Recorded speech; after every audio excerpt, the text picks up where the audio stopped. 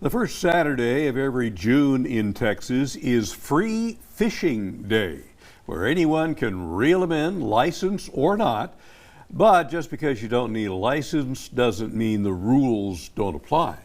KTAB's Noah McKinney spoke with a Taylor County game warden about the distinctions between public and private fishing areas, telling us why you want to make sure you're on solid legal ground before you let your hook touch the water.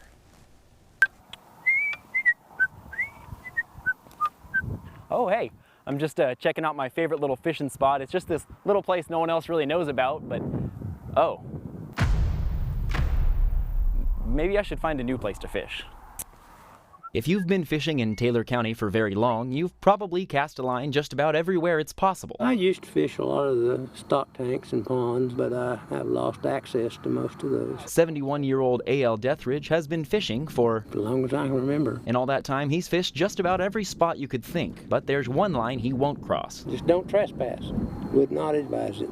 Typically, everybody I run across is pretty compliant with everything. Taylor County Game Warden Amelia Tidwell says most anglers do a good job of keeping where they're supposed to be. But what about those places where the property line is a bit of a question? Abilene does have a few exceptions. Lytle Lake is considered more of a private lake. The stream that runs south of it past Loop 322 becomes private. So I have had like a few kayakers go past that point. The signs should be as obvious as, well, signs. Posted no trespassing or private property signs and even fences and posts painted purple denote an area you really shouldn't cast from without permission. And if you do find yourself there by mistake, do the right thing. I mean, it's pretty common sense just to leave the area. And if you're looking for a new place, there's a whole community out there ready to help. There's a ton of Facebook groups out there, or like you said, the Fish Brain app. I know I've heard that app several times. So if you find yourself in a fishing mood this summer, make sure you're casting from solid ground. Then get out there and just go wet hook.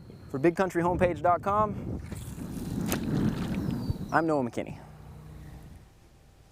Reeling a big one, Noah. Yeah, he didn't say that he caught anything. I don't know whether that was not part of his official report. Is he well, still fishing? well, I don't know. He may still be out there.